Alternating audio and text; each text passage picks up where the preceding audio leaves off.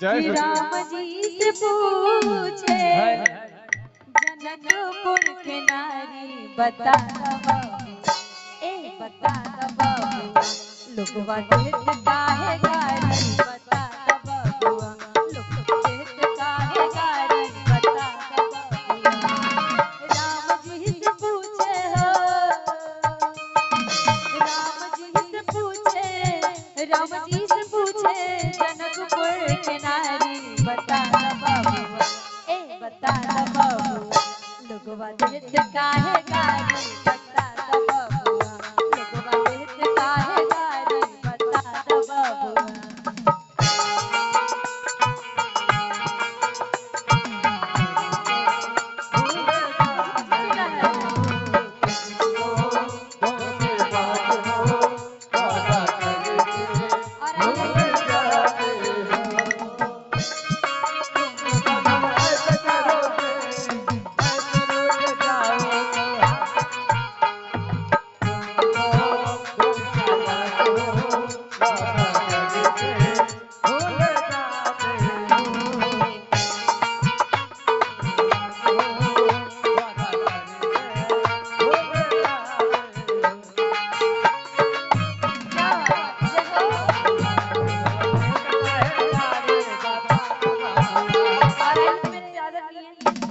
अभिषेक जो दूल्हे जी हैं उनके बहन की तरफ से 501 रुपया का पुरस्कार है। उनका बहुत बहुत धन्यवाद। एक बार जोरदार ताली बजा दीजिए उनके लिए, अभिषेक जी के लिए।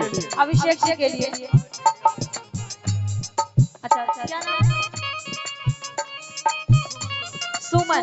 अभिषेक जी की छोटी बहन, छोटी बहन सुमन की तरफ से 501 रुपया का पुरस्कार। उनका बहुत बहुत धन्यवाद। और तोहरा से पूछो मैं और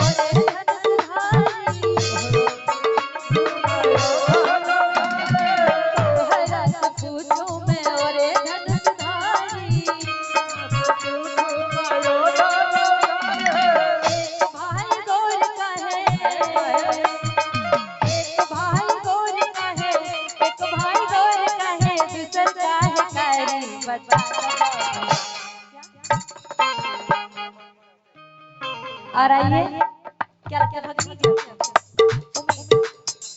और आइए दूल्हे के भगनी की तरफ से बहुत सारा आशीर्वाद है। छोटी बच्ची के लिए ताली बजा दीजिए आप सभी। एक बार सभी भक्त जितने भी लोग हैं कि लोगवा देत काहे गारी बता बबुआ लोगवा देत काहे गारी बता बबुआ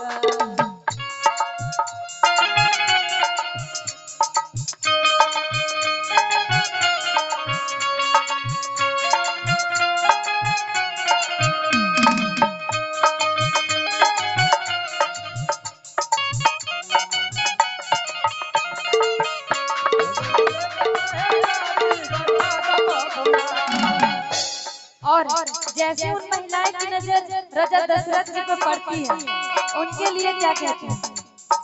ई बूढ़ा बाबा के पकल पकल दाई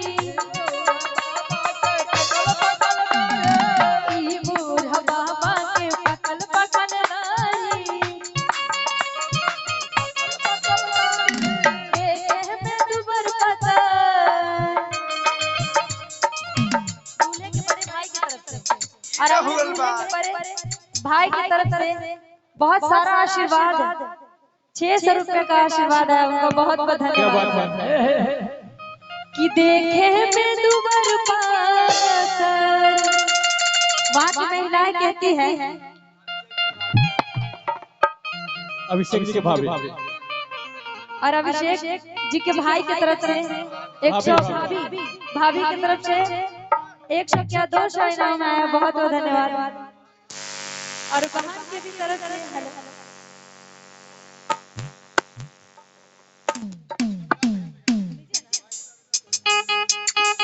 पता देखे में दूर काबिल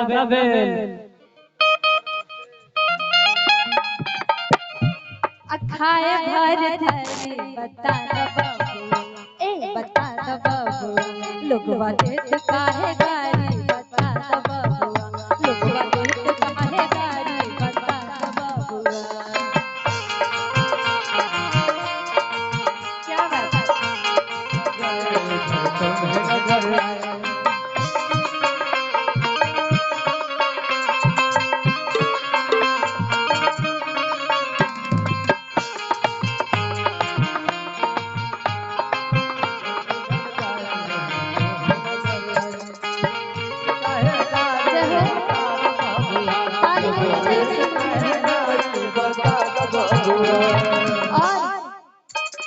राजा दशरथ जियो कलन होशियारी। राजा दशरथ जी कलन होशियारी।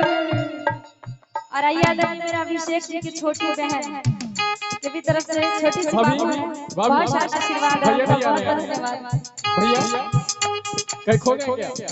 कि एक मर्द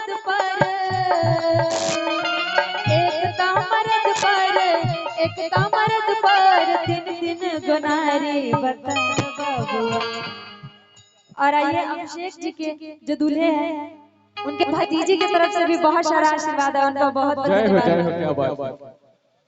कि लोगवा देत काहे गारी बता दो बाबुआ, लोगवा देत काहे गारी बता दो बाबुआ। राम जी से पूछे हो, राम जी से पूछे, राम जी से पूछे जनकपुर के नारी बता दो बाबुआ, ए बता दो बाबुआ। लोगवा देत काहे गारी बता दो बाबुआ, लोगवा देत काहे गारी बता दो बाबुआ, लोगवा देत काहे बता दो बाबुआ। जय हो जय। और आइए और चलिए अभिषेक जी के जीजा जी की तरफ से भी बहुत सारा आशीर्वाद है, मधु बहुत जी बहुत धन्यवाद। एक बड़ा ही प्यारा सॉन्ग है। रुकिए अभिषेक जी। रुक